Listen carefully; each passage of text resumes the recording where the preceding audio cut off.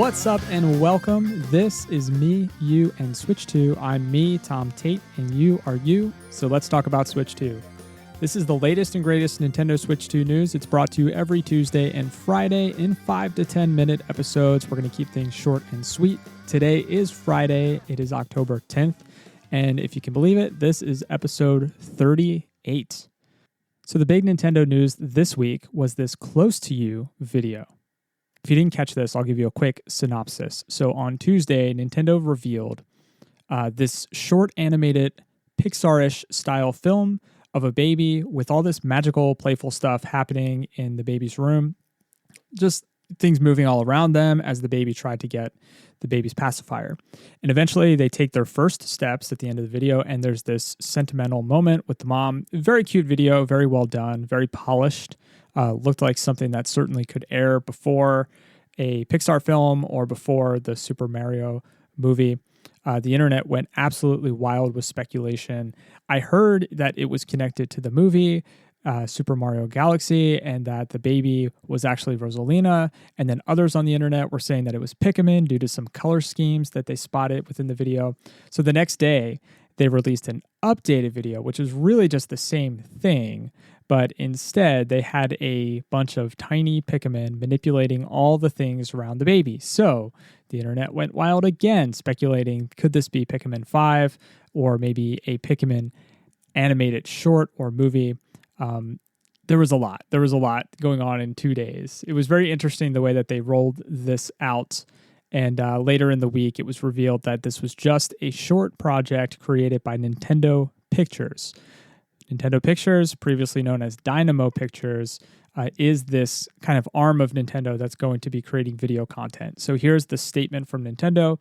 We hope that you enjoyed the two Close to You videos released on October 7th and 8th. Nintendo also wrote, the second video is available on Nintendo Today, a free app available on your smart device. These are the first short films created by Nintendo Pictures Co. Limited. Nintendo Pictures will continue to explore new creative possibilities through video content. So not only did they give a quick plug for Nintendo Today, they kind of explained the origin of these videos. So we don't really know what the future holds for Nintendo Pictures, whether it's going to be shorts, commercials. I could see them doing that, a TV show. Unlikely to be a movie because I think there's actually a separate Nintendo company for just that, a separate company that's collaborating on the Zelda movie and the Mario Galaxy movie that's being produced.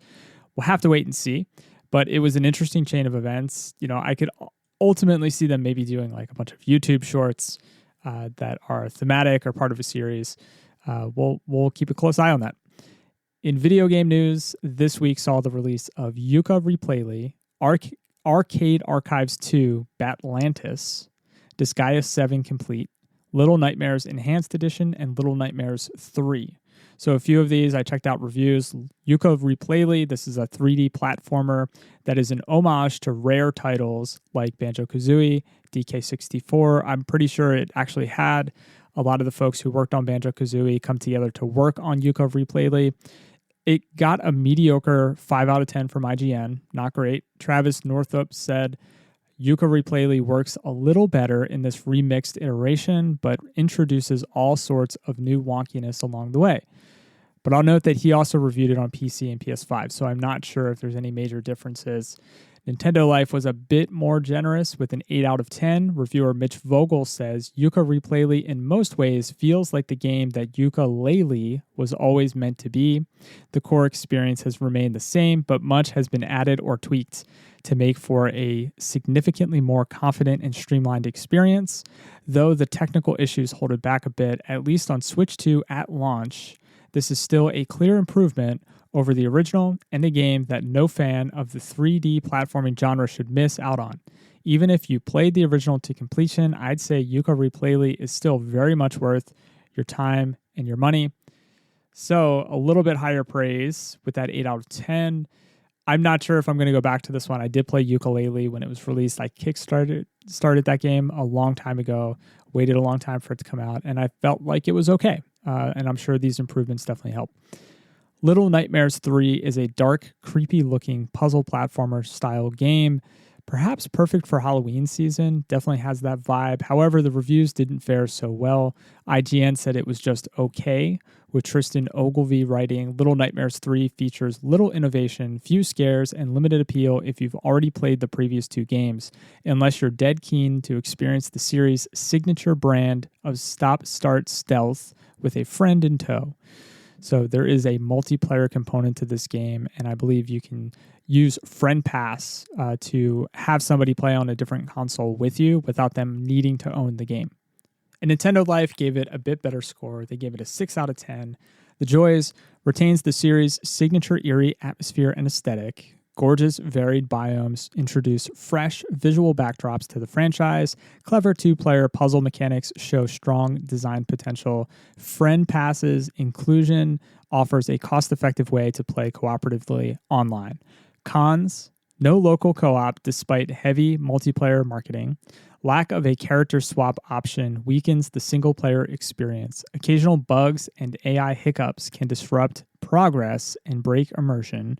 Performance on Switch 2 features frame drops and grainy visuals, and it plays it safe by reiterating on a well-worn formula rather than taking bold, creative risks. So it sounds like if you absolutely loved the other Little Nightmares games, you'll probably appreciate playing just more of the same here with Little Nightmares 3.